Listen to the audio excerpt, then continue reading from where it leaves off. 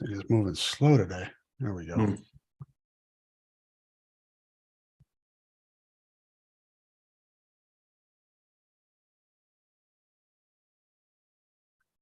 Welcome to the Hawkeye Hotspot podcast here on hawkfanatic.com.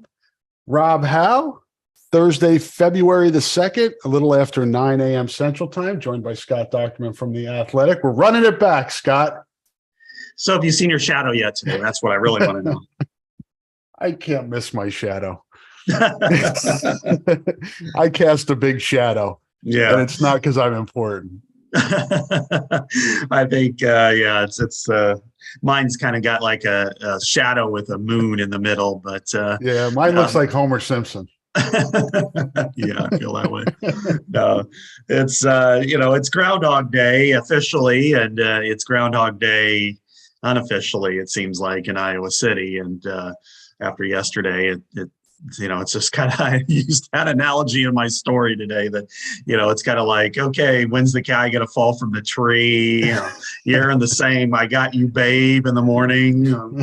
And I guess it's that way when it comes to start talking about Iowa football in particular. Yeah. I thought it would be somewhat of an uneventful, and that's not to discredit the additions in the late signing period, because they are important and we will talk about them. But it's just the late signing period anymore is just so anticlimactic all over the place. There's some guys here and there that have waited to sign, and I know South Carolina got a big recruit yesterday that everybody wanted, but for the most part, it's just kind of putting the final touches on the class that was built and put together by December. So Kirk Ferentz certainly gave everybody something to talk about yesterday, Scott, saying that he did not anticipate any coaching changes at this time, which, as we talked briefly about before we started recording, leaves the door open. We've seen in the past a lot. Actually, I think more often than not, the coaching changes. I think Brian and those guys, that changeover in 2016 was in January, but Copeland and Polishek and Foster, I think, was in February, and then the Ken O'Keefe news we got last year was in February. So it's not like we haven't gotten coaching change news, after signing day, the second signing day. So it was interesting to me that he was forthcoming, for lack of a better term, that he felt like the staff was going to be in place, because he's not an idiot and he knew what the reaction was going to be. Yeah, it's there's a lot to go over here, obviously. Yeah. And I think meat on the bone. Yeah. To start with, yes, that a lot of times these moves are at Iowa, more than anywhere else, these moves are not finished by the second signing day, and they're ready to start over a new year and turn over the calendar. And last year the announcement for Ken O'Keefe was February 16th. So it was 2 weeks after today. Which was 2 weeks after signing day, roughly, or whatever. So with that change, and then it was another 2 weeks afterwards in which Abdul Hodge was named as the staff replacement, and then Brian Ferentz was named as the quarterbacks coach. So these moves are not just ironclad, moving forward, everything. I mean, their contracts run out June 30th officially, and then they roll over or they get new ones or whatever. And the NFL hiring cycle, I mean, the NFL season's not even over with yet. I mean, there are still head coaching jobs open at the NFL level, which means that there are certain jobs that are still open. I mean, one that's possible right now is the Patriots tight ends coach is interviewing for the Texans offensive coordinator job. And that opens up tight ends coach. Somebody that we both know and have known for a long time used to be the tight ends coach with the New England Patriots. And he was the tight ends coach under the offensive coordinator who just got hired there again. So who tried to hire him twice. Those are things that could still happen. And that's why anticipate is a hedge word and an important word here. But that said, what fans wanted and are demanding And it's really important at this point is they want change. They want change. And it doesn't matter if Brian could go out and have his best season as a play caller and the offense averages 33 points a game. It doesn't matter. They want change. They demand change. And I think, kind of the theme of my story today or my column was that fans are angry, they're cynical, and they're on the verge of apathy. And if you're Iowa, that is the last thing you want, because I would argue that kind of happened in basketball, and they still have never really been where they were 20 years ago. Yeah, no question. And there was really no need to, announce yesterday, basically. And again, he did leave the door open with, some wording that change could still happen, but he's self-aware enough to know that this was not going to, and he came with numbers. He came with statistics. He came to defend the decision because he knew he would have to defend the decision with numbers and, again, statistics and track record and body of work and however else you want to term it. He's got a PR firm. So obviously I'm sure they went over things and said, all right. And, if you watch the press conference or you can go back and watch the video of it. I mean, he's very detailed. He had things written down. He was ready to take this on yesterday, where he didn't need to necessarily on a signing day, where he could have said, we're still doing review. We've been out on the road recruiting. We haven't had a lot of time to, dig into what last year was and the coaching staff and what needs to change. He didn't do that. He said, this is my crew and I'm riding with these guys and they're competent and they're capable and they know what they're doing. And we just need to do it better. And basically, and we've talked about this throughout the last several months, Scott, is it the coaching or is it the personnel? He basically said yesterday, it was the personnel. And that's what the issue was last year and the year before, I guess. Right.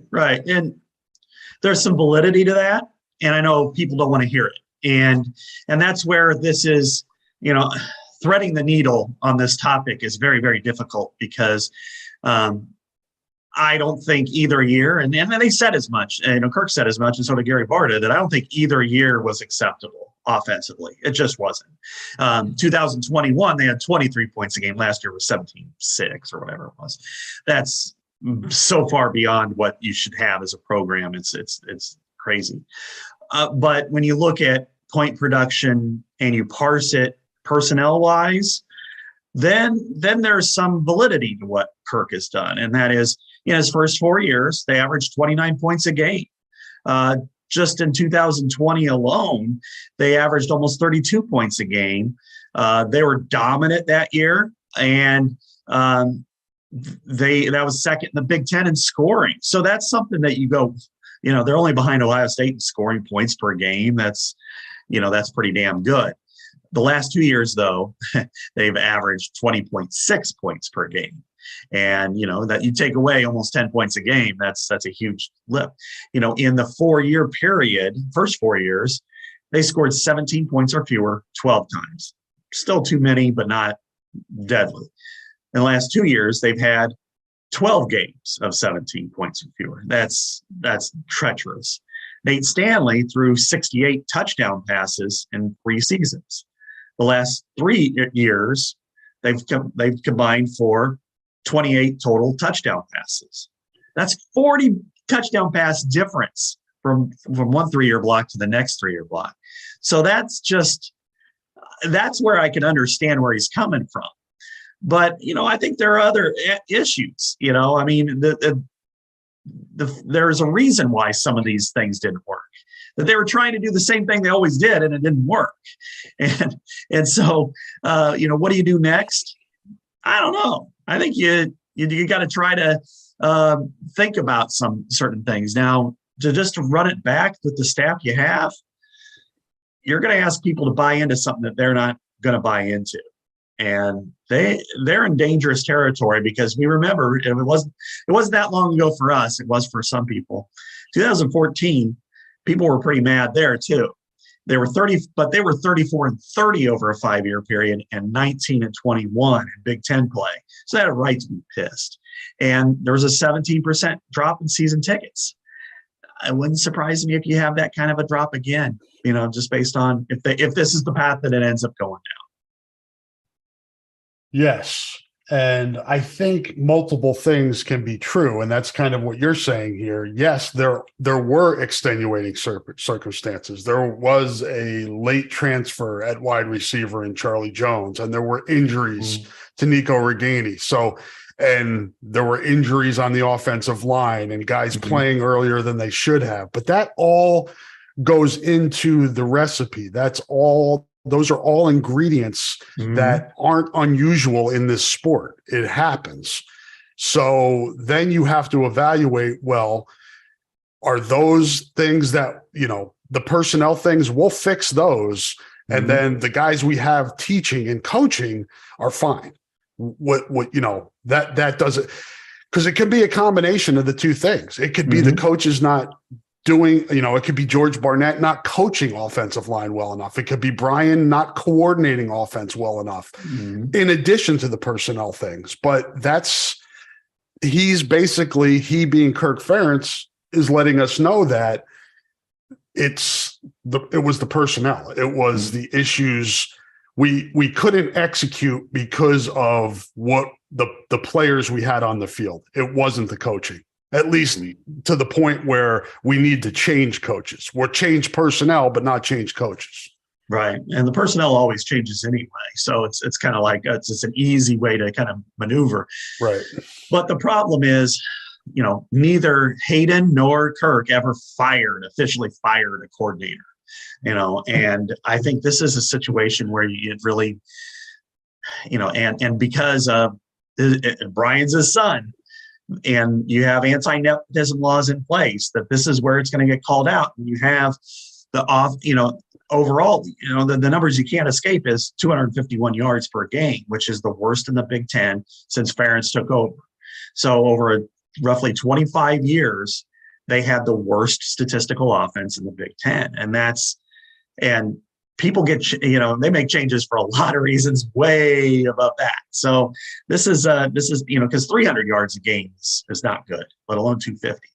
And so you're right. Is it a situation where the personnel was too young, too inexperienced? There was too many injuries that combined with not good enough coaching. The coaches weren't good enough. The offensive line coach wasn't good enough, because we don't know, because George Barnett doesn't have a track record here. He had Tyler Linderbaum for a year. Well, Tyler Linderbaum made himself. He doesn't need anybody else. Maybe that's Tim Polisek's area. And I think you look at, Kelton Copeland, is he a good enough wide receivers coach? Is Brian calling the right place? Because you look at, one of the things I went through, and we talked about it here before, is red zone passing game.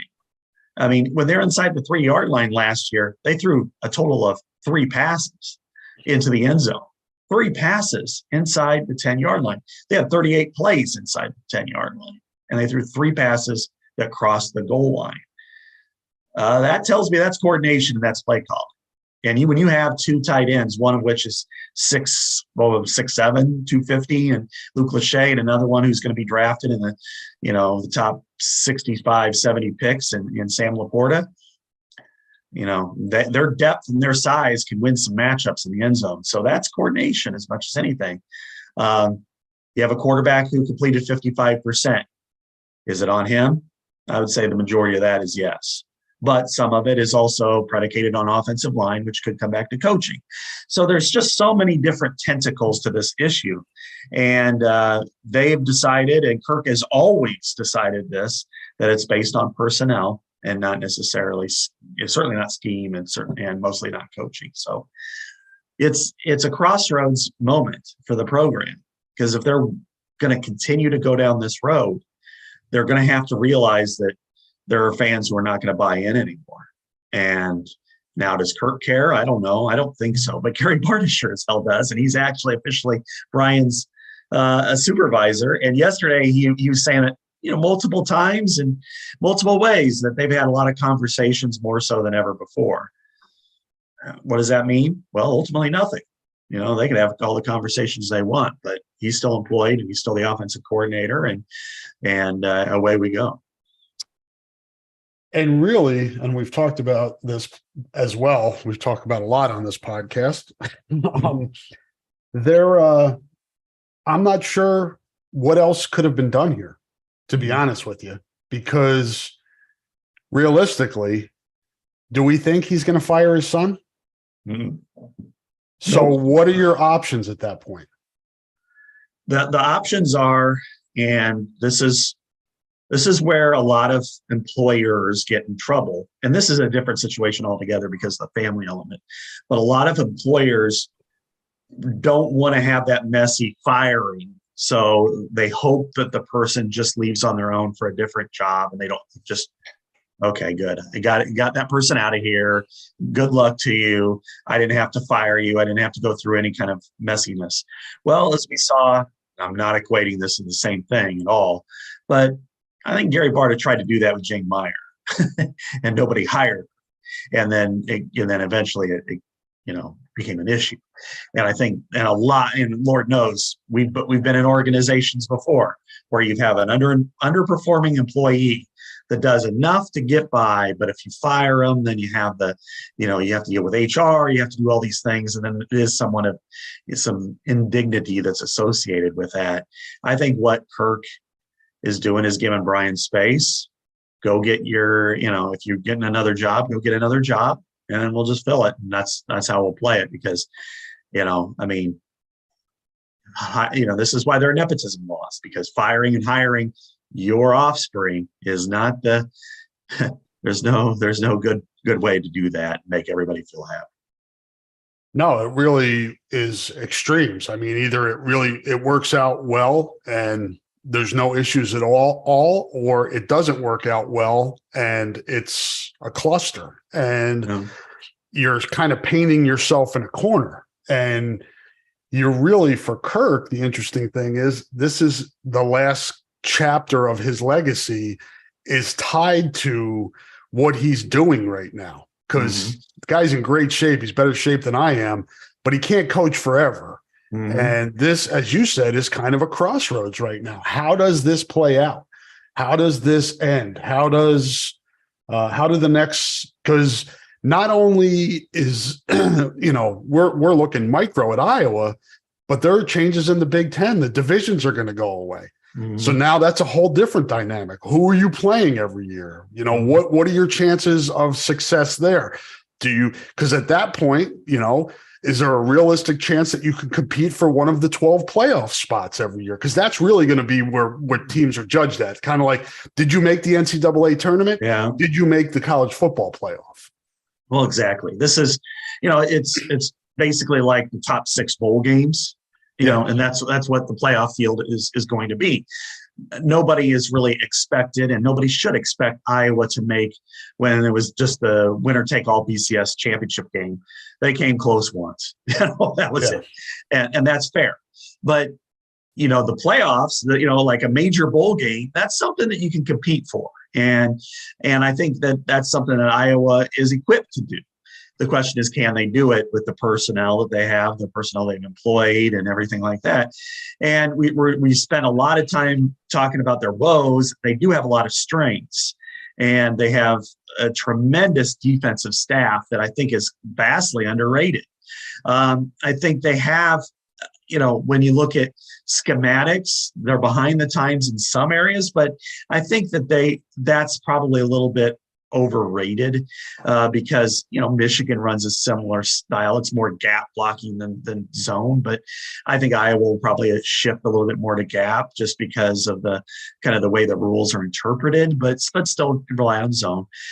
It's just, do they have enough pieces in place to make it all happen on a consistent basis, not an annual basis? With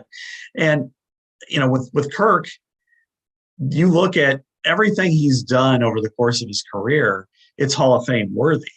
They've won championships. They've had 5 top 10s. They've won divisional titles. They've been to major bowl games. They've won at a pretty strong level. They had 10 wins in last year in 2021, and in 2019 they had 9 wins in 2018, where they maybe even underachieved there. But I think what other people are looking at, and I kind of understand, and I agree with them, is you have the best defense in the country last year statistically, and they didn't even have to play their own offense. So it would have been better had it been Iowa versus Iowa. And yet you were 8-5 and you lost 2 games when you allowed 10 points or less. Why? How? Even with a bad offense, what happened there? And I kind of go back to, let's say, Iowa State. It wasn't Brian Ferentz's fault that the rubber filament monster tackled Arlen Bruce at the 3-yard line. But it might have been Brian Ferentz's fault when it's raining and you give the first carry to your fullback of the game and he fumbles at the 1-inch line. So that's where, when you look at Illinois, that is a damn good defense. We didn't realize it at the time how good they were, but they're the best scoring defense in the country. But you got to find a way to throw the ball in the end zone, instead of back up, kick a field goal, lose 9-6. Nebraska, hey, once in a while you're going to have to bail out your defense. Your defense had a severe injury to one of its best players in Cooper DeJean. Nebraska took over. You're down. Okay, this team is allowed 28 points a game. You should be able, if you're going to win the division, should be able to score 35. And they scored 17, even with a backup quarterback. So I think overall, those are the things where you tie it into, is the personnel was not what we saw with Tristan Wirfs, Noah Fant, even Nate Stanley. But the scheming, the coordination, the play calling allowed it, just didn't put it in the right position to win some of those games that were really winnable. Yeah, and you can say, 18 wins the last 2 seasons, but what might have been if you had an average offense? Mm-hmm. Exactly. Kirk brought up the Kentucky game in the Citrus Bowl, which they lost 20-17, I think it was. Yeah, and I think that's right. And looking at that game, I think it was, he talked about the defense giving up big plays at the end of it, but it's like you scored 2 touchdowns in the game. That's not 17 points is not a hallmark for winning. When you're running the ball, win with your offense. You have to win with your offense. You can't just rely on your defense always on a hot day, with depleted injuries to shut it all down all the time. And, you're going against NFL players too. Will Levis is going to be a top 10 pick at quarterback. Wan'Dale Robinson was an outstanding player. You can't always rely on your defense. That's, a coach that was there before I got there just barely was Marty Schottenheimer in Kansas City. And Marty Ball was the rage then. And it was always, it's really similar to Kirk Ball, play close, play competitive, don't make mistakes, don't beat yourselves. But problem is, one play can get you beat. And when you look at that play, that game, you look at Nebraska this year, Iowa State, Illinois, those games in particular, you get worn down. When you look at Purdue the year before, Purdue was a good team. They scored 24 points. If you're Iowa, you can't just think, well, they scored 24, we can't beat them. You got to score 31 once in a while.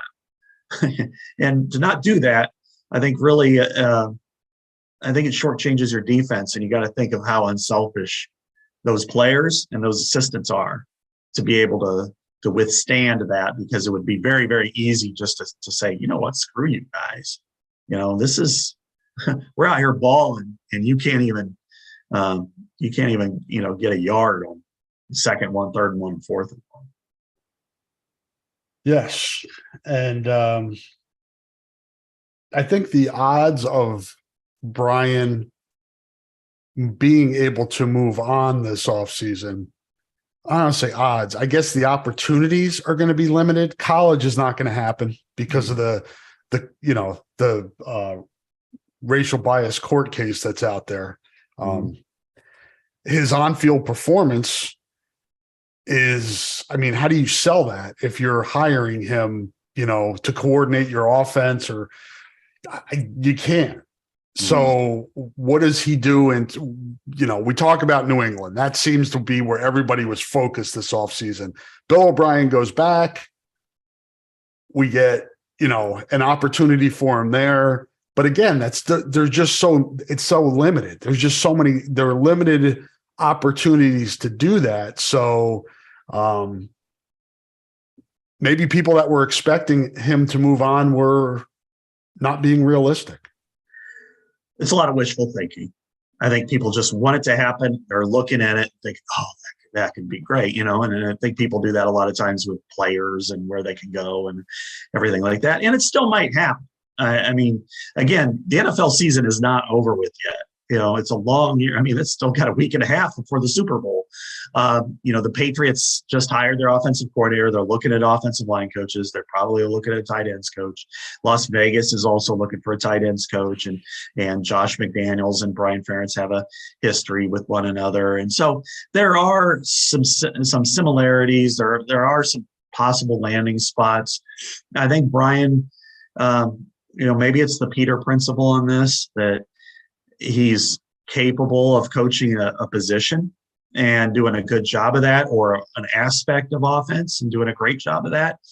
But the whole package, especially with limited personnel, I think is, maybe it just isn't his thing. And, he could say, look, I was the tight ends coach the Patriots the first time, and Rob Gronkowski, I know people say, well, he's a Hall of Famer. Well, he did a long time ago when asked when he just first started becoming Gronk, say that Brian Ferentz was the reason why I know how to block, because he described it, he showed me, and it, allowed me to become a good blocker. He coached offensive line when he had Brandon Sheriff, and, he helped TJ Hawkinson win the Mackey. There are a lot of different things that he can promote. And I think he's right on. I do think he's a good coach. I really do. And I'll argue with anybody about that. But, that being a good coach and being a good schemer and a coordinator and all what have you is two completely different things. And to top it off, it's not so much, maybe he can turn it around. Maybe it could be like 2018 revisited with a new quarterback who's probably a better quarterback than Nate Stanley was. But, can he? But I don't know that the fan base wants that anymore. I don't think that they're willing to buy in. I don't think they want to hear or read sunshine and rainbows this spring about how good the offense looks. I think they want just change. And that's you're starting from a negative and you're never going to get to a positive in that regard. What happens with John Budmeyer here? I don't know that he could be there in perpetuity, in this analyst role. And I know the NCAA is considering making adaptations to it. But if you're Iowa, that's the worst thing you can possibly do, because that means that Ohio State and Alabama and Michigan and Penn State and Georgia can hire 50 of those guys. Yep. And you can hire two, one for offense and one for defense. And I think what you do is maybe you make it this year, maybe you don't, but I think it's or there's something that's going on behind the scenes, and Kirk's just standing firm on this because that's where things stand today. And in 2 weeks everything could change. We've speculated, it could be Brian moving on and then he fills that role, or the other speculation is that Jay Neiman is going to retire, and so he can watch his sons play the NFL, and then Kirk, moves Abdul Hodge there. And then Brian takes that role, tight ends, and then Budmeyer moves up as pass game coordinator, quarterbacks coach, and all of that is possible, I suppose. But but that's not where we are today. That's not what Kirk said yesterday. So you got to go with the information you have in front of you. And right now, it's Budmeyer's not on the inside, and the staff is as is. Yeah, and he could get another opportunity. Mm-hmm. Yeah, sure. It's certainly somebody who could reach out and add him as a quarterback coach, Mm-hmm. a full-time quarterback coach, a program that has a different setup where the offensive coordinator isn't the quarterback coach, which isn't common, but it could happen. Yeah, sure. That's, anybody could hire him. NFL. I mean, NFL, Yeah. there's still open positions in the NFL. I mean, Sean Payton just got hired by the Broncos. D'Amico Ryans just got hired in Houston. I think Carolina just hired Frank Reich. I think there are two other. Arizona's still open. So there's anybody can hire anybody, and the combine's in a couple of weeks, and that's kind of like the way the Senior Bowl is the college meat market. It's also the pro meat market. Anything can happen, and if he's got the opportunity to be more stable than in Iowa, I think he's going to take it. But but of course there could be a lot of conversation that we're not privy to, or we've only heard whispers about, so we really don't. Yes. And I think people are still processing what they heard yesterday. My column was basically, I don't think people should have been surprised. I know that's probably, people are like, in hindsight, I never really took a position on this. Neither did you really. I mean, we were speculating on what could happen, but I think this was the most likely outcome based on what we've talked about, Scott, which is, there's going to be a limited amount of opportunities for Brian to move on. We don't know if he wants to leave. I think, I don't remember if it was you that asked him last year, but basically said he said he didn't want to run away from, the challenge of what's here. And who knows, like he could wake up today and say, I don't want to do this anymore. And then wake up tomorrow and say, I'm going to kick ass and show people, that I can do it. So, I mean, it's a lot to go through. Ultimately, the setup is Kirk Ferentz has about as close to complete control as you can have. So this is really his decision. And I know Gary Barta stood up there yesterday and, basically parroted whatever Kirk said and whatever, believes in Kirk and the staff and Brian and all that. But he ain't firing Kirk and he ain't making Kirk fire Brian. So this comes down to the head football coach. There aren't any other coaches in the country that have coached for 24 years. So there aren't any other coaches that have this type of power to be able to say, and I'm not saying Kirk Ferentz doesn't believe in what he's saying, that he feels like, hey, I believe in these coaches and they can get the job done, but he really what does he have at stake here? What's at stake? Maybe his legacy a little bit towards the end, but he's the winningest coach in program history. So really, he's not risking much here. He'll have 200 wins, possibly against Iowa State in his coaching career. He's the third winningest coach in Big Ten history. He has a great legacy. He is a great coach. I'll argue with anybody who disagrees with that. I think he's an outstanding coach, and I've said it before that I've never seen another coach who is able to rally his team from an adverse situation to get a victory and do it better than him. And it's in a lot of different areas. It's not only just, hey, you lost a tough game the week before and you gather the troops. It's what happened in 2020. It's what happened, after 2014 when the world was against them. And, there are so many great examples of that. And so I could go on about him, and maybe I will on when, he finally hangs it up. But, this could be somewhat of a blind spot. And I think it probably is. And especially when you're dealing with family, I don't know that I could fire my own son, which is why there are nepotism laws in place. Because now, Gary could, I don't want to get too political, but damn it, I'm going to do it. He could wave his finger like Susan Collins and say, he's not going to, that's unacceptable. You can't do that. And then, but what's the matter? What's he going to do? Is he going to try to fire Kirk? Good luck. If he fires Brian, he's probably fired the next day, and because Kirk has that kind of power now, or their relationship is completely imploded. And even then, Kirk will win anything against Gary. No question over there. And it's probably a tough situation to be the supervisor of somebody who has more power than you. But that's the way it is on a lot of campuses. This is what you get. And this is why I've written a few times that there's no other campus like Iowa, in that neither the donors or the regents have is less of a power than they do at Iowa. I mean, because when you look at like Auburn, they'll shove you out the door and they don't care, and they'll pay your buyout and move on.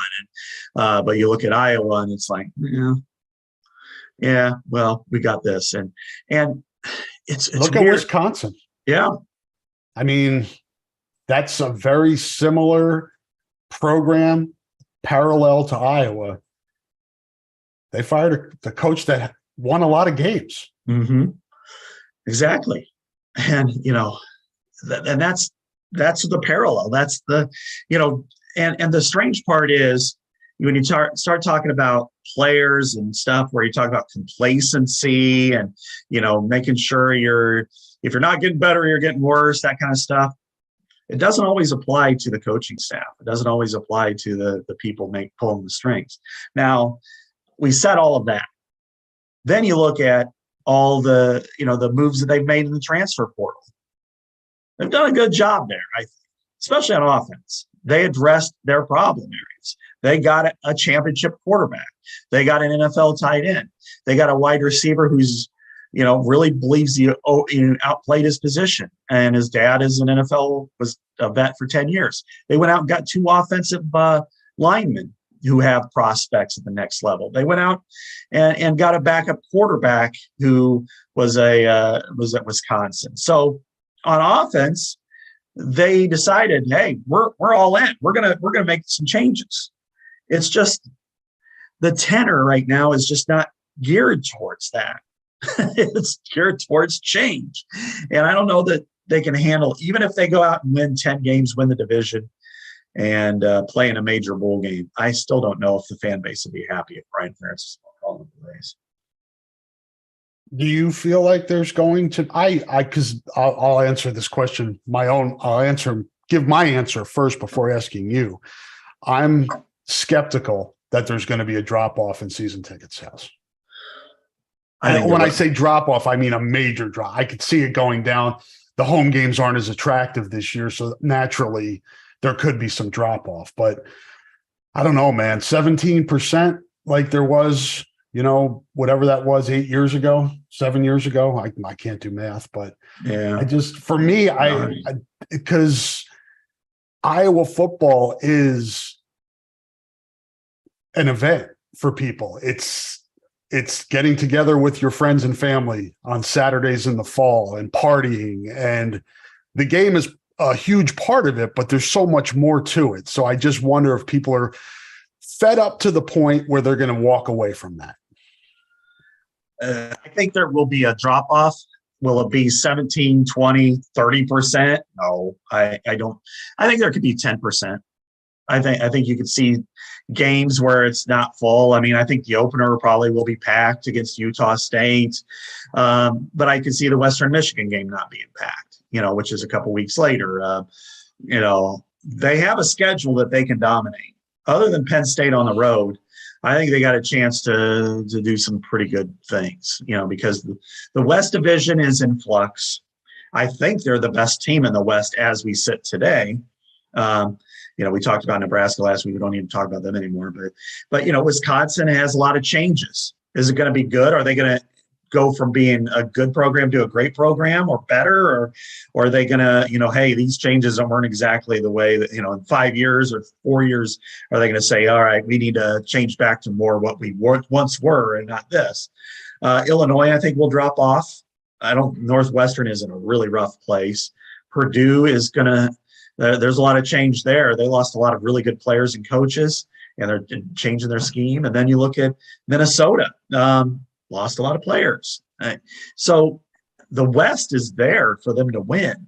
their non-conference schedule, you know, Western Michigan didn't make it to a bowl game. Utah State did, but wasn't really that good. And then Iowa State didn't either, and they really should have beaten Iowa State last year. And you figure it'll be a tough game, but it's winnable. The Eastern teams they play, Rutgers at home, that should be a win. Michigan State at home, they're 5-7 last year. They're not anything special. Penn State on the road will be a tough one. I mean, I would not pick them to win that game. You know, it's not inconceivable if they stay healthy on offense that they go 11-1 in the regular season and then go and play Michigan or Ohio State. The question is, can they go to Indianapolis and compete? They don't even have to win. Just go out there. If they're playing Marvin Harrison, that dude's going to go out and catch 120 touchdowns in the NFL.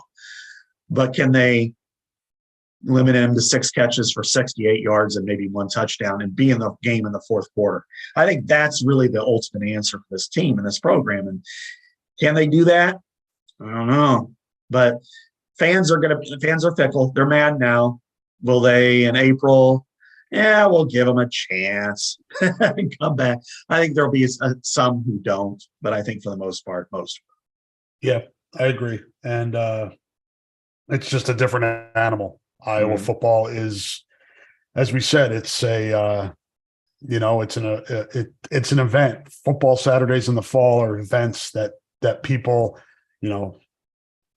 maybe overstating it, but just kind of a fabric of the state and Hawkeye fans and what you do. I mean, that's kind of, you look forward to those times to get away from work, to be on the weekend, to see friends and family you may not see often outside of that. So that's hard to give up.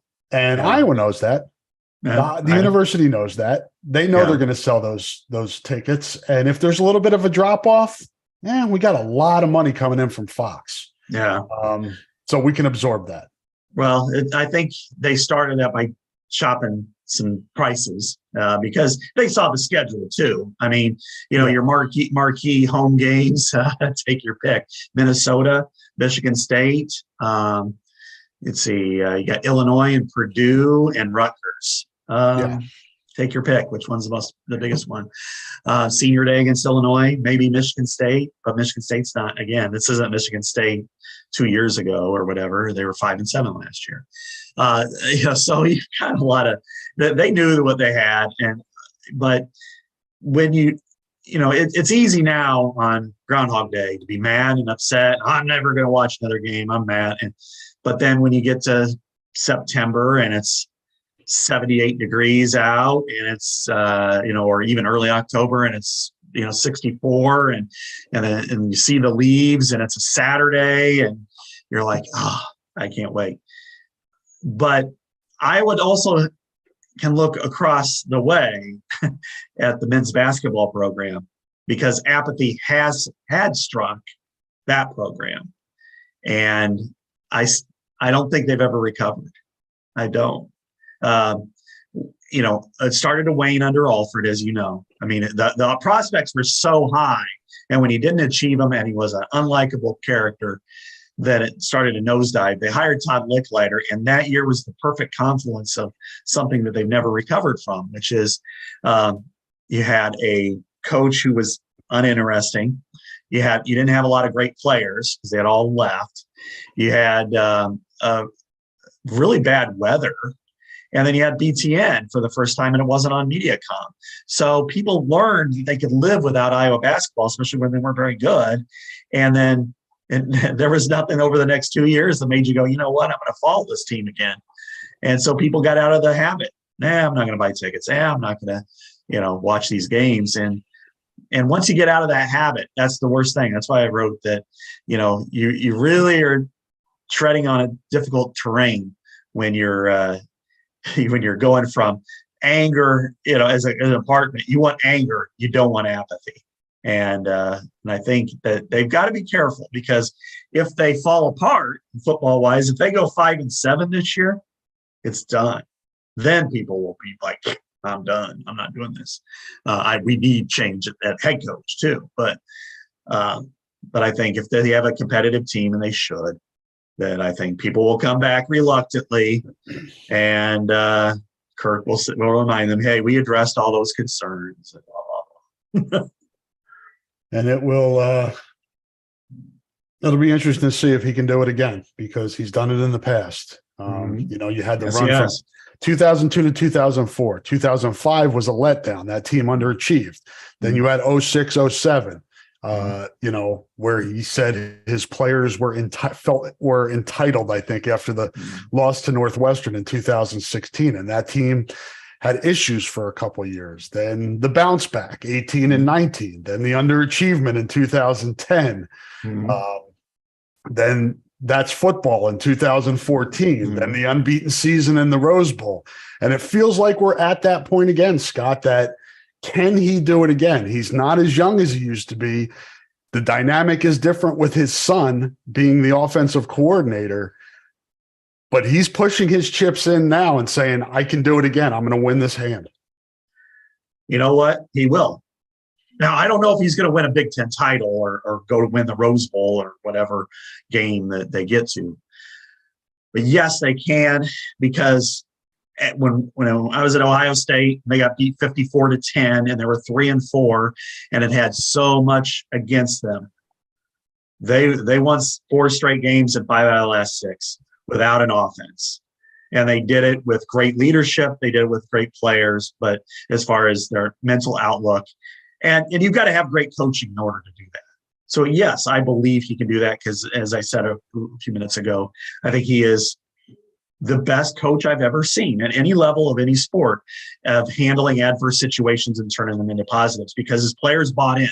If they didn't buy in, they would have been 3-9 and the whole season would have went to shit. But I think right now that he's capable of doing that, because he has. I mean, I think if you look at the one situation where the major crossroads probably was after 2014, that's football, because for a 5-year period, they were 34-30, and they were 19-21 in Big Ten play. And that's when they underachieved in 2010. They underachieved in 2014. And then, they had a 4-8 year. And then they had, 13 was kind of like, yeah, it was, they played well. I thought they were a good 8-5 team. And then 11, they were 7-6 and just there. Sometimes those teams do happen, by the way. People don't think that, but they do. But that's where the crossroads was. And he did change. He made changes. Fans changed too. They said 17% of them said, we're not buying season tickets anymore. And hey, they won 12 games. They were a together team. They were a gritty, tough team. And they had a lot more players than people think about. When you talk about, I think they still have 8 players on that roster still in the NFL. So, they were a pretty good team. And so, yes, they can do it. It's just a matter of, is it just tone deaf or stubborn or inflexible? It's going to be tough for the fans to just totally embrace it. That's probably the tough thing, because you're just not going to see roses and sunshine like you do across the Missouri River every time there's an off season. And it's going to be a matter of what the fans, it's really ultimately up to what the fans accept, right? Is, if they go 9-4 this year, is that enough?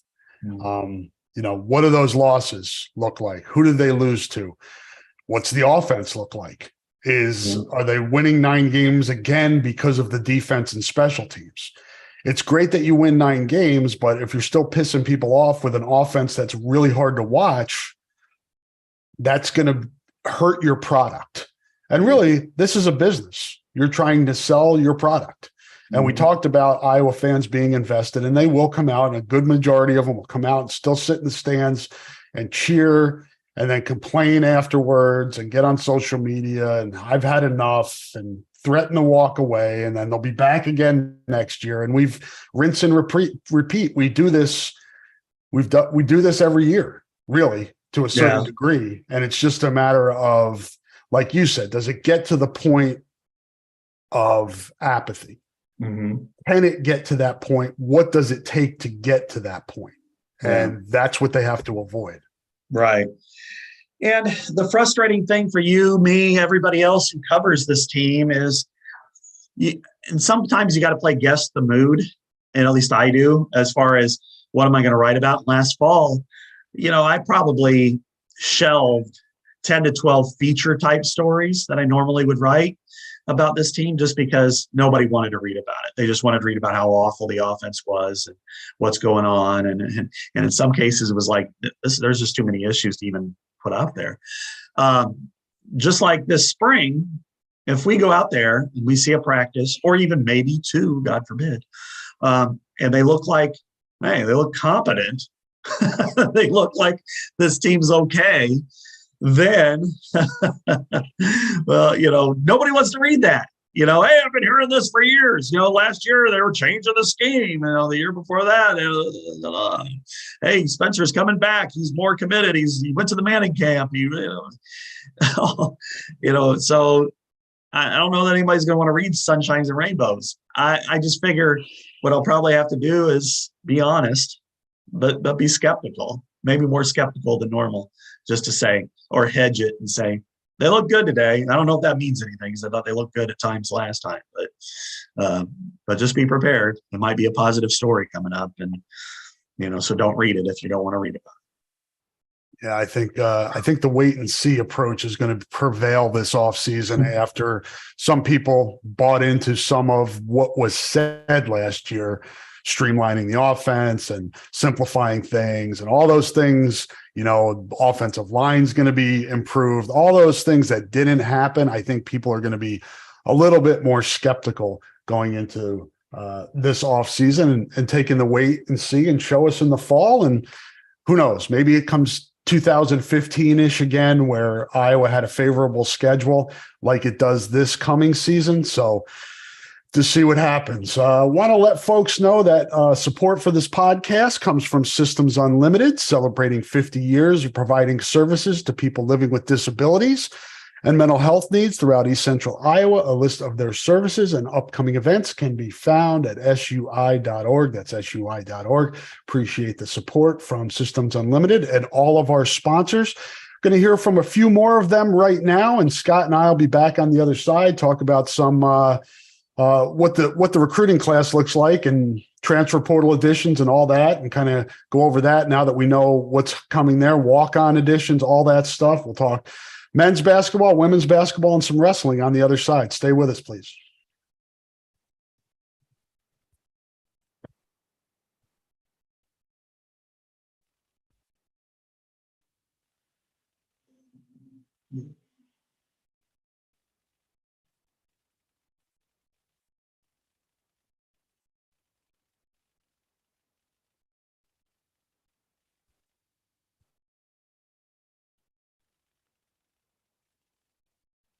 Reloaded the coffee, and I'm ready to roll through the second half of this puppy. We got some things to talk about here.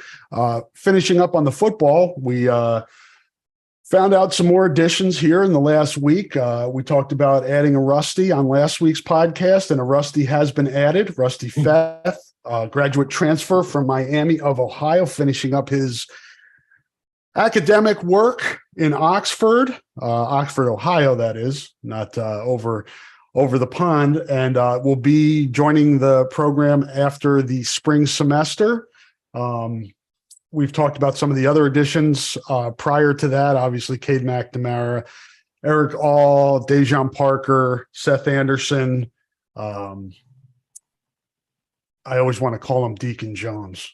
Why do I always want to call Deacon Jones? I don't think they have the same football profile. But yeah, as Scott said, in the segment before, they have addressed areas that needed to be addressed. And now you just hope that those guys work out. There's no saying they will. There's no saying they won't, but they've addressed it, and they identified guys they wanted, and they got them. Also added Grant Leaper. Don't fear the leaper. Yeah, don't fear the Fort Wayne Homestead tight end. Has a gray shirt offer as we speak, but that could certainly turn into a full scholarship offer by the time summer and fall roll around. So we'll keep an eye on that. And some walk-ons were added. It's what's it? 10 veteran guys and 34 high school guys. So is it 44 guys? I know some of them are walk-ons, but have they added 44 players this offseason? Is that Yeah. accurate? Yeah, that is a lot of College walk-ons. football, man. Yeah. Different college football. And, this is the thing that's fun to talk about, which is, hey, how many people thought that Iowa was just going to be stale old Iowa in the transfer portal? And how did it turn out? I think it turned out really good. And they still are. They're still really posed on one more, and Nick Jackson. It's between Iowa and Oklahoma, and they feel really good. Now that could change, but because it is the portal after all. Yeah. And hey, Iowa flipped 2 guys who were committed elsewhere too. I mean, Dejon Parker told him no. He said, "I'm good with Virginia." Tyler Barnes talked about that yesterday, and then he's like, "Okay, but let me just show you some things here." And he's so, hey, this is this dirty pool or is this reality? Hey, check out what our offensive linemen have done in the NFL. Look at our draft picks. Look how close you are to from the Detroit area to Iowa and some of the other towns we play versus Virginia. And then called up Kayvon Merriweather because they were friends. They played basketball together. And Kayvon helped nudge him along. Deacon Hill he committed on Christmas Day to Fordham. And a couple weeks later, he ends up in Iowa. So all's fair in the portal. And they got guys that I think will help them right away. I mean, Rusty Feth, we love that name, by the way. He's plug and play, man. When you see a guy named Rusty and he's a football player with a big beard like that, you just think salt of the earth, Iowa guard. Or maybe center, but and you plug and play him, kind of a bigger version of Kyler Schott, let's say. You're doing all right there when you're getting somebody from that. If Dejon Parker can, from what they spewed, they were really excited about him and what they said, and it's hard to. Normally, it would probably be a pretty big, part of our discussion, but. With everything with Brian, it kind of got pushed to the back, but they're really excited about it. And looking at him and watching the way he plays, it's like if he can become fundamentally sound, he could be an outstanding lineman. And then Rob, I don't remember a better walk-on class that Iowa's had than what they have now. This is the best walk-on class I've ever seen. They took guys that normally would be playing from Northern Iowa or those types of schools, and they have added them on the roster. I mean, they added Rusty Van Wetzing in the 4th yesterday morning, just 2 days after he accepted a scholarship to play linebacker at Southern Illinois. And they didn't know that he was willing to play at Iowa for free and play fullback. Well, they found out, and then lo and behold, here he is.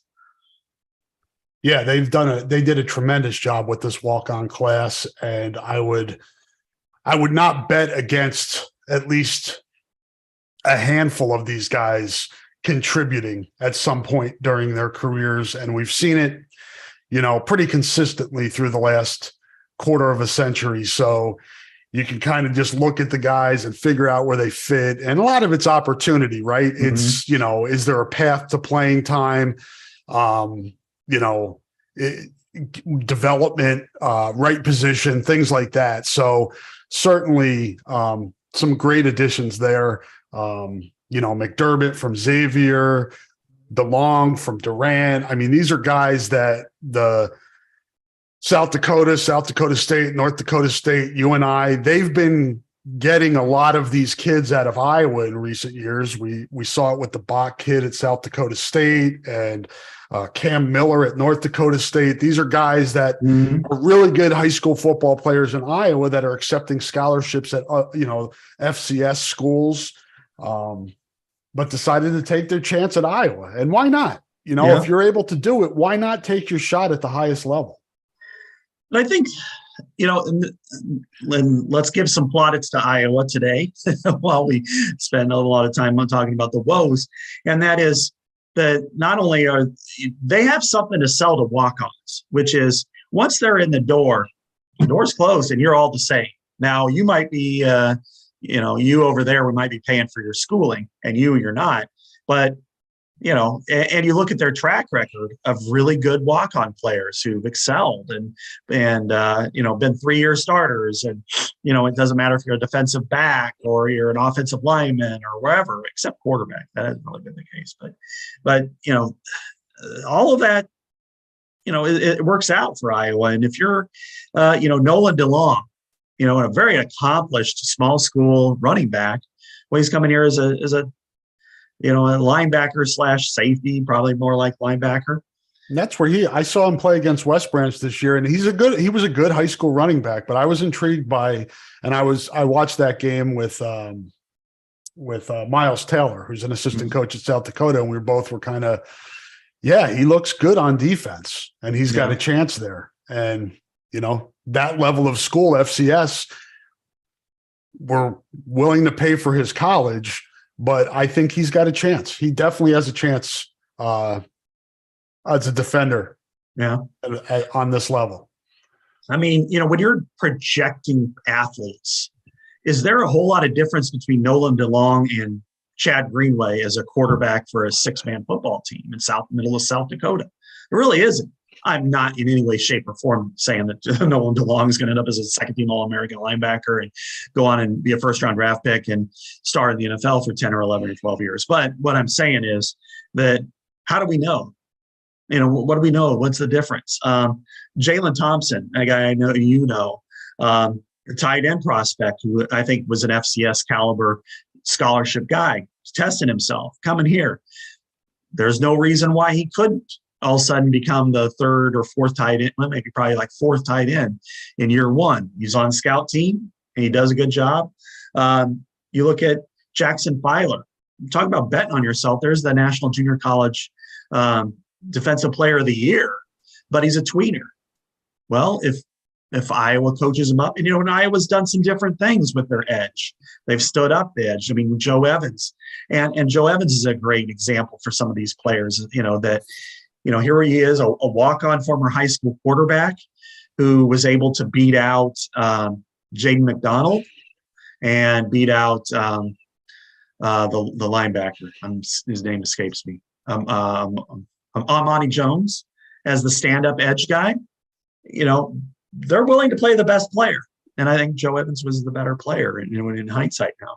And so all of these guys, Hayden Large, coming from Dordt College, and then Ashton Kutcher.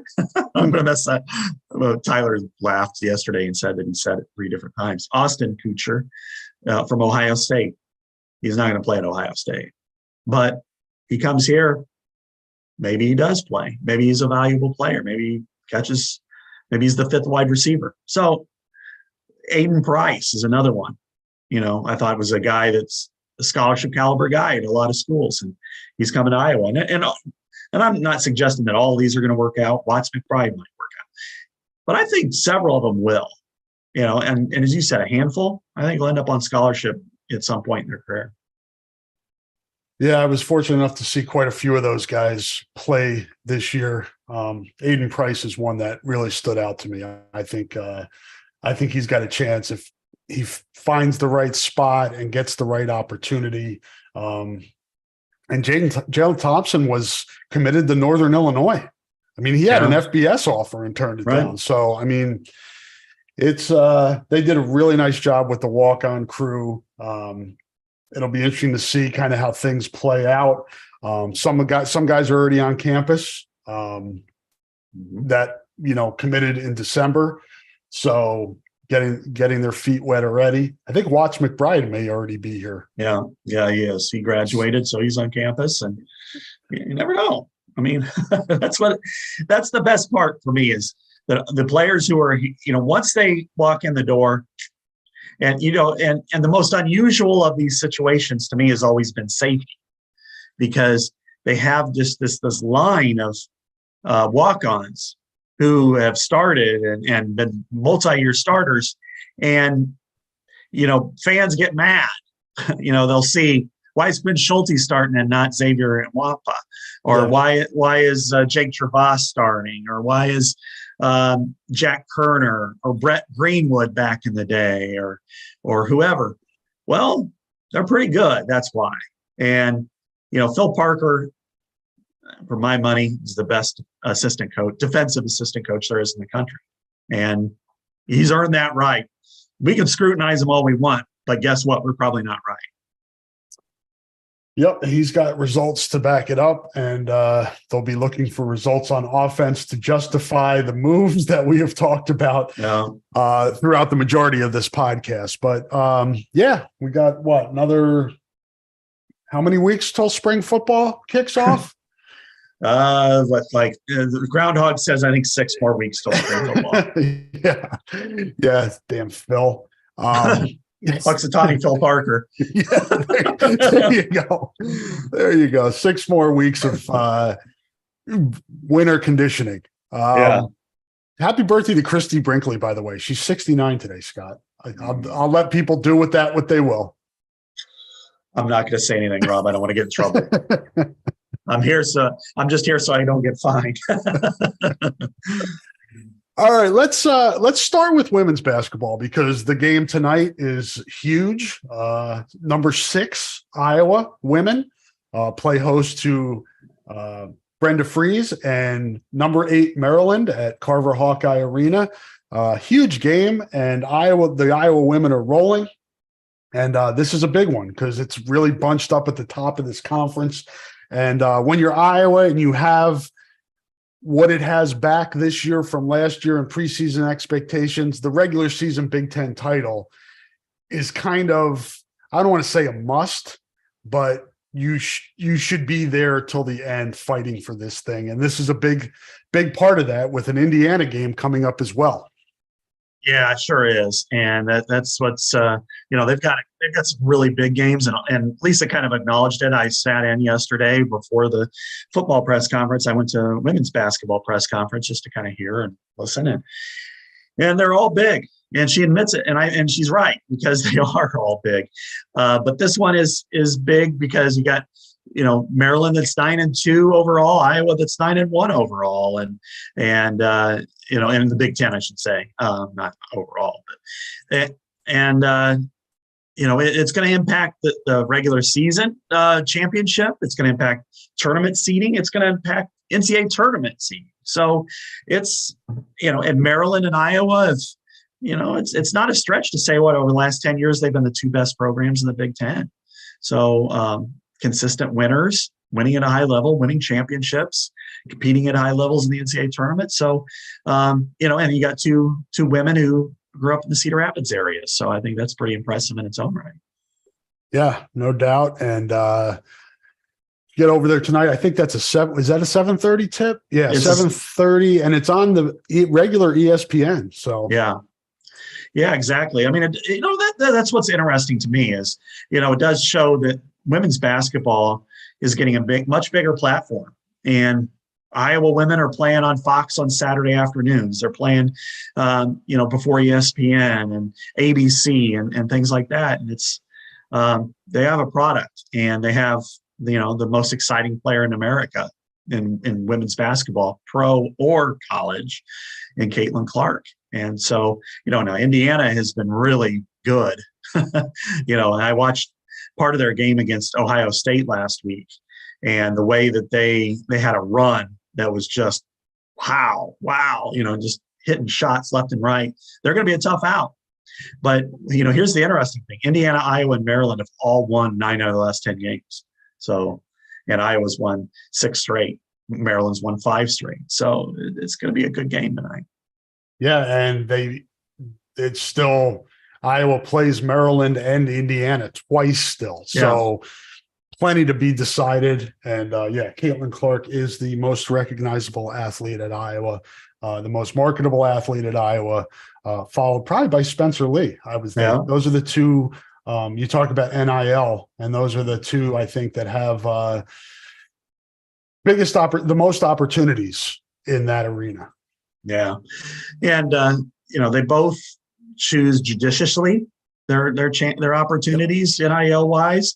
Their light shines on everybody, and but they're dominant in their sport, but their sport is the most important thing to them. For some athletes, and I'm not saying it's wrong, but for some athletes, NIL carries about as much weight as playing. for those two, playing is the most important thing, and the NIL opportunities are there as long as they don't get in the way. And the two most recognizable athletes, it's kind of strange. They're a women's basketball player and a wrestler. That doesn't happen everywhere. And both are so competitive that they wouldn't let the outside interests affect their training or what they do competitive wise. So they both have been able to compartmentalize their NIL opportunities and not let it impact their performance or their approach to their sports. So admire both of those guys a lot, and deserving of all the attention coming their way. And people should soak it up, because don't take it for granted, because this isn't going to, these guys don't just come down the road all the time. So, no question. This is the last run for Spencer Lee. He's only got two more home duels, Oklahoma State and Michigan. You're going to want to be there to watch. If you can get tickets, you want to watch him compete, because he is a unicorn. He is the greatest wrestler in Iowa wrestling history, provided that he wins out, which I think he will. I don't know. And Caitlin Clark has a different, just a different vibe to her. And the cool part is, and this is the difference between men's and women's basketball, is she'll be back next year too. She's not going to go to the WNBA. She could probably make more from NIL on campus, being recognizable at the University of Iowa than doing that. Then right afterwards, walk out and win a gold medal in the Olympics. Yeah, she's got both have bright futures ahead. So take advantage of getting a chance to see them in town here. And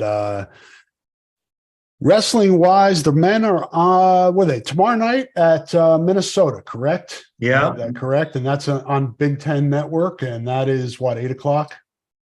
It's 8:00. So, they put Iowa at the top of the prime time, and it's going to be another scary proposition for BTN. And I am writing a story about Caitlin and Spencer, kind of how they've intermingled, to be the faces of their respective sports at the same campus at the same time.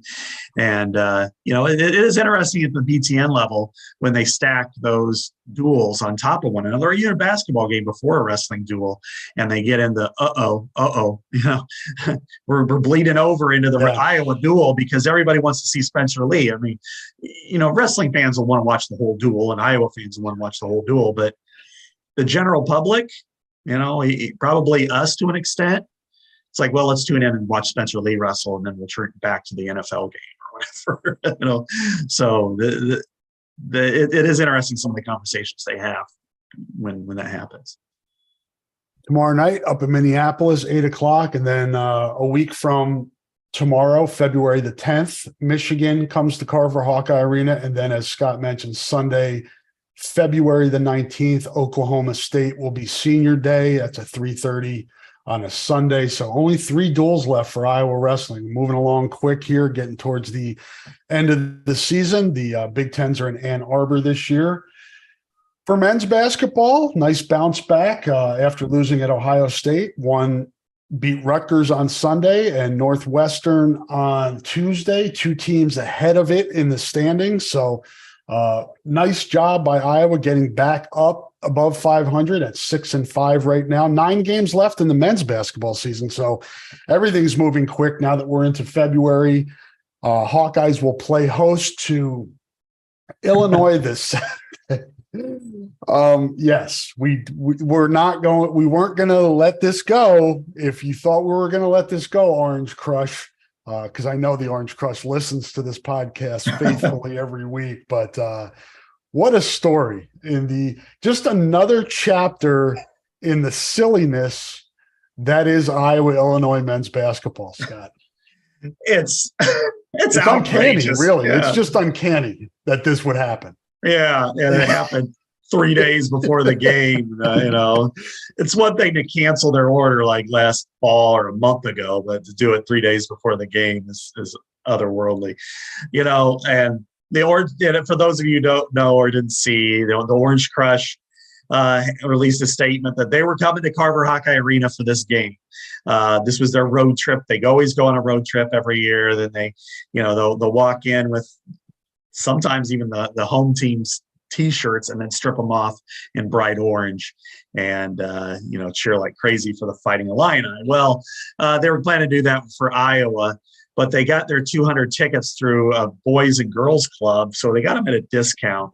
And then when Iowa's department found out or discovered it or whatever, they found out that who bought them and through what means, and canceled their order and gave them to the Boys and Girls Club of Cedar Rapids.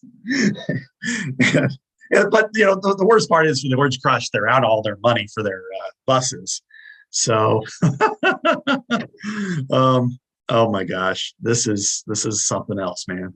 Just adds to the rivalry, man. It just is kind of another layer to this rivalry that I'm glad it's back. It kind of faded for a while. Illinois was dominant for a long stretch of time there. But now it's kind of evened off again, and it's important games. Saturday certainly is an important game for both of these teams. And the Illinois is going to have to do it without the Orange Crush. And just, what are you thinking? Trying to get those tickets at a discount by using the Boys and Girls Club and, then putting a release out playing the victim and then getting exposed on top of that. So yeah, just silliness. Yet another chapter in this sordid, crazy rivalry over the years. If it wasn't for stuff like this, we wouldn't have fun things to talk about. But it is a really important game.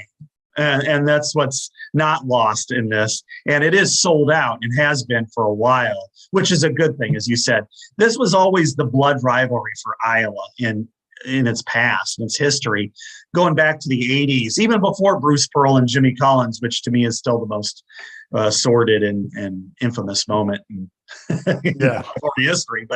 But before that, the games, the players, when you had the Flying Illini against Roy Marble and B.J. Armstrong and Ed Horton and those guys, and the games that went back and forth, I still think one of the greatest, if not the greatest, a regular season win in Iowa history was when they were number 1 and they went on the road in 87 at number 10 Illinois, and they were down 21 points and came back and won in overtime. That was the year they went to the Elite Eight.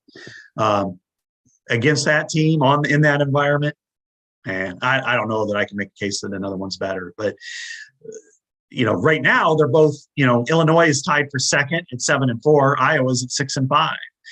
Illinois 16-6, Iowa's 14-8. If the tournament started today, they'd both be in. But sometimes you got to peel back all the layers to the big picture and say, yes, it's important to the Big Ten standings. Yes, it's important to the NCAA standings. It's important to the seeding in the Big Ten tournament. And then you realize, you know what? These are two teams that hate the shit out of each other, and they're playing a rivalry game that's going to be sold out, and all they care about is beating the hell out of the other team. That's basketball. That's sports. That's what I'm about. So I'm looking forward to this game. And the one plays are always important, Scott, but this year with the Big Ten so jammed up in the middle of the standings, I think Iowa got the one play win against Michigan. It's got the 2 wins against Rutgers. This is a one play against Illinois. They don't have to go to Champaign this year, so that's a tiebreaker.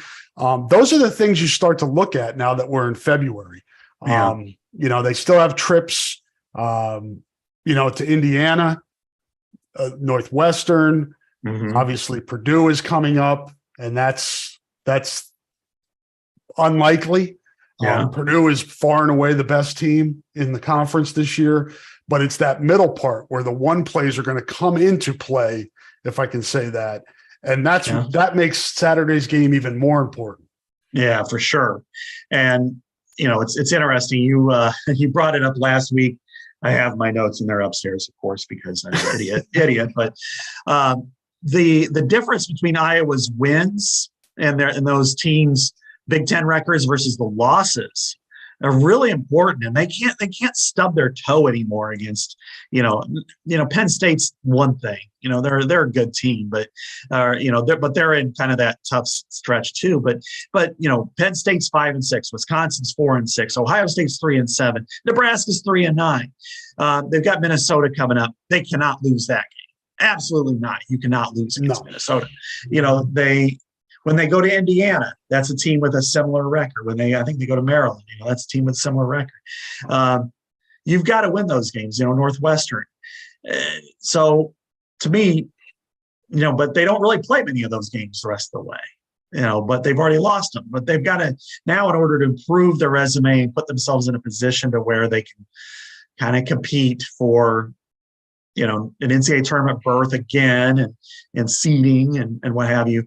They've got to win these games. And this one is a prominent one, as you said. It's a single play. It's an important one.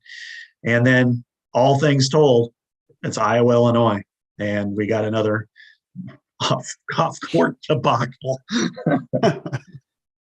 As we sit here today, Iowa is 32 in the NCAA's official net rankings. Illinois is 25. So again, just another illustration of this is an important game. You're jockeying for position here. And I tell you what, Scott, I don't like to, because I always feel like I'm going to leave somebody out or forget somebody, and I'm sure there are examples of it, but Philip Rebrach's improvement this year from last year, the ability for him as a veteran player to take his game to that next level. We just don't see it a lot in college basketball. It's a sport that's often dominated by the young guys, the 1, 2 and done guys. You got a guy that's been around for a while, went through the league last year after moving up in class, so to speak, from North Dakota to Iowa, and really took what he learned last year, improved on what he needed to improve on. And he's such a huge reason why Iowa is doing as well as it's doing after losing Keegan Murray and Jordan Bohannon off of last year's team. Yeah, for sure. I mean, he was just kind of a role player last year, and that was really about it.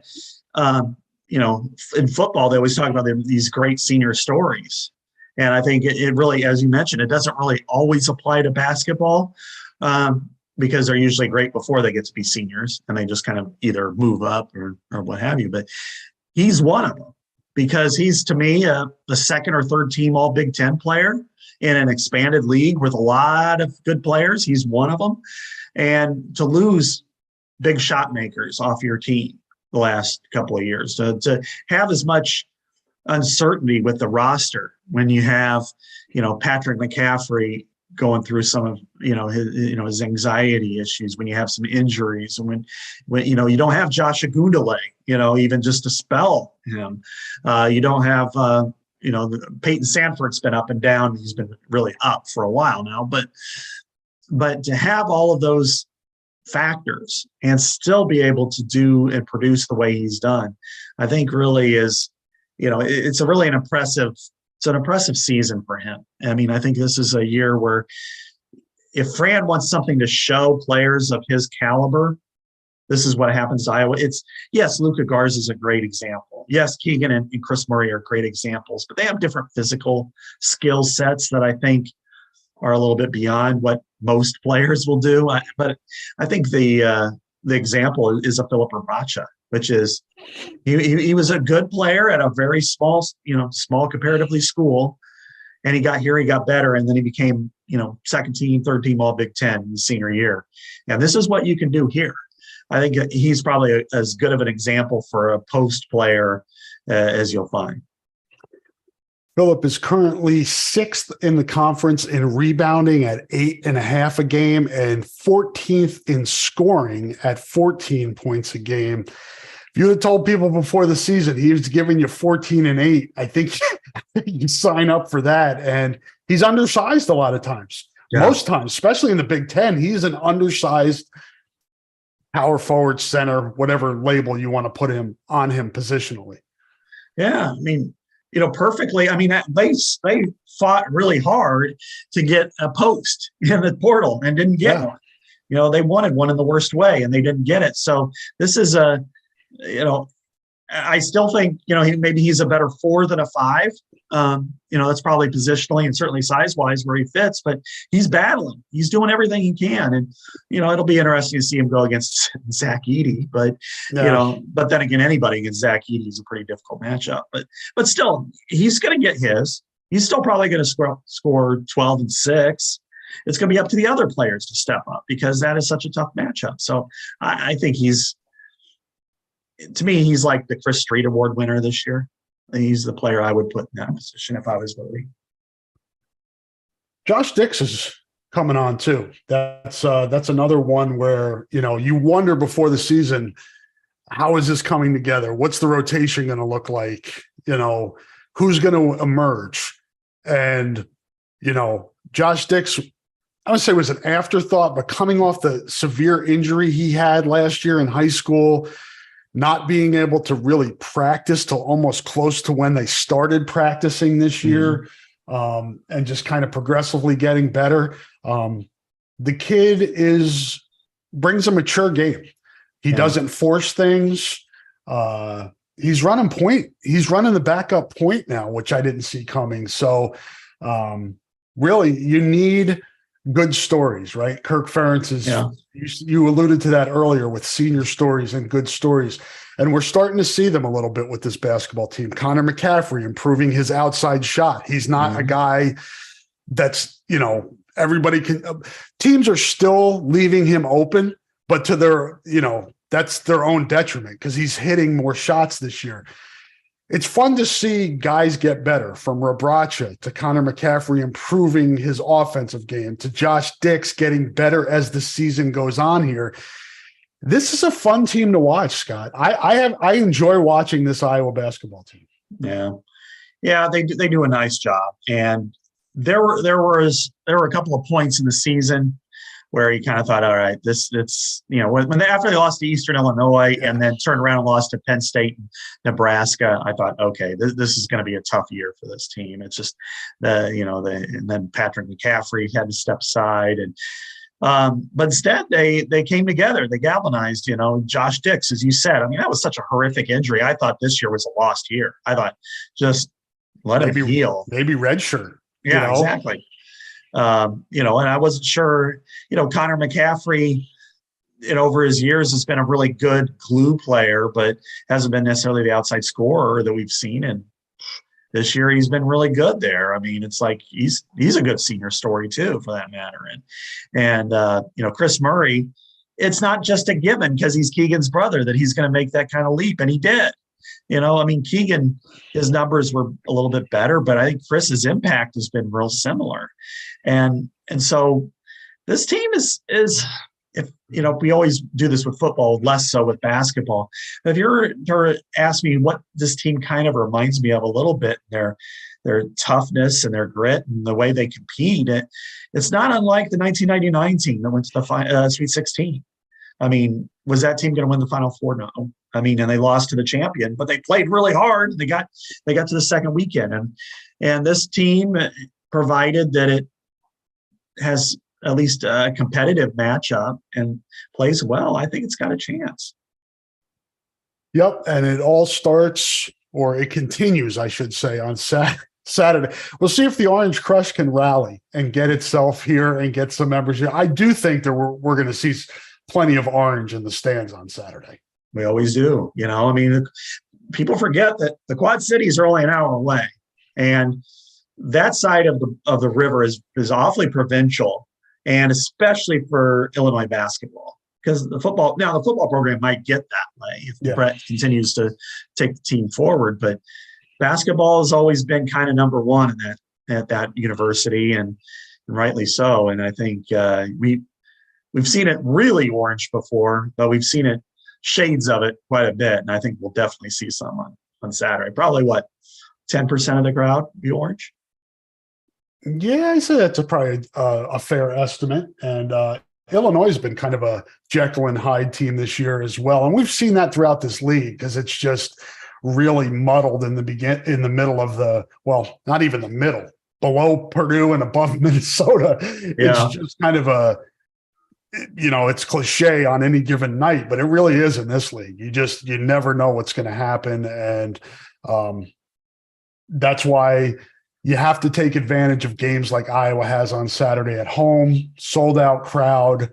I think is it the alternating color scheme thingy where people need to check out HawkeyeSports.com to make sure you're wearing the right color.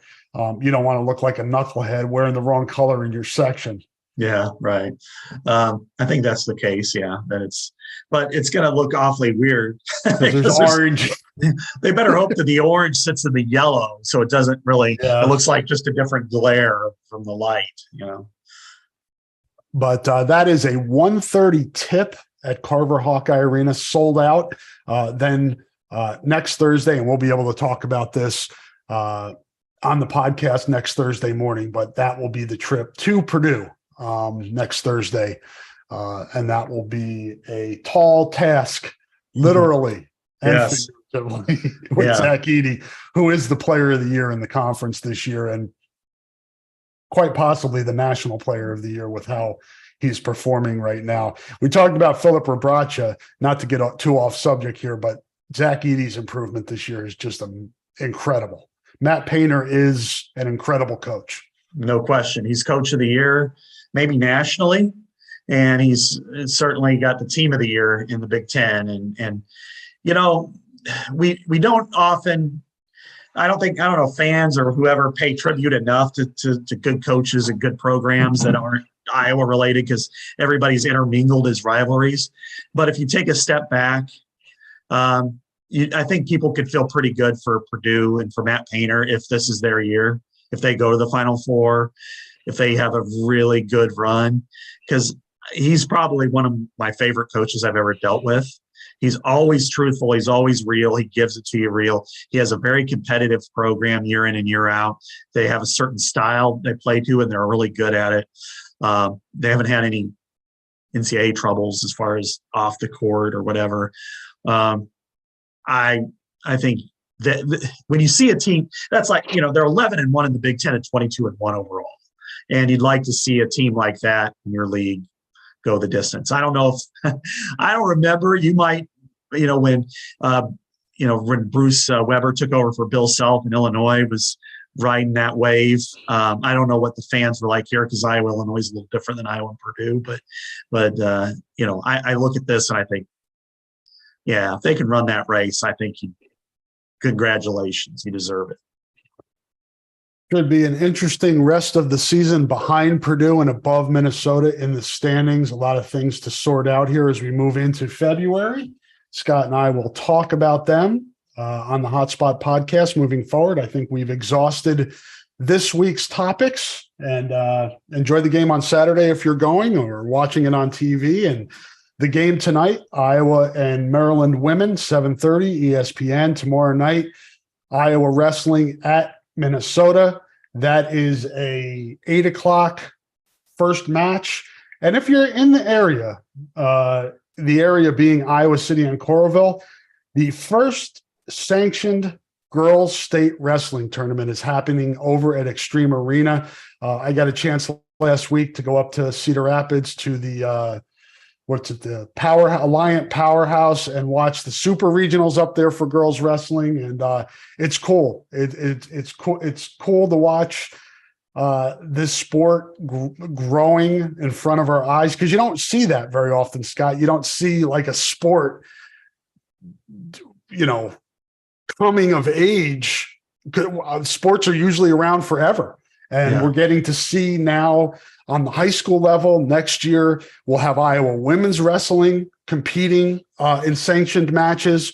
So it's kind of cool to see this all happening in our state here, and people should embrace it if they want. I don't want to tell them what to do. Yeah, right. I think it's cool. I think it's great, and the fact that it's not, it's an organic movement at the girls level, I think. And it's not just one that, hey, we're really pushing you to do this. It's, hey, girls want to do it. And I'm, if there's one byproduct of the losing the lawsuit, for Title IX after canceling 4 sports, if there's one good byproduct is Iowa became a leader in women's wrestling. And I think we'll see, Iowa will be the dominant program in women's wrestling, no question at all. And, but it would be nice to see other Big Ten institutions follow that lead and eventually make it so it's commonplace. I think that would be great. That's over at Extreme Arena, Girls State Wrestling Tournament that started at 9:00 this morning on February 2nd. And it runs these 2 days, today and tomorrow. So check it out if you're in the area and looking for something to do the next 2 days, and you won't be disappointed. But thank you for listening to our podcast here, the Hawkeye Hotspot podcast. Thank you to all of our sponsors, and we'll be back to talk to you next week. Scott, say goodbye. Goodbye, Scott. I threw you a curveball there, but you handled it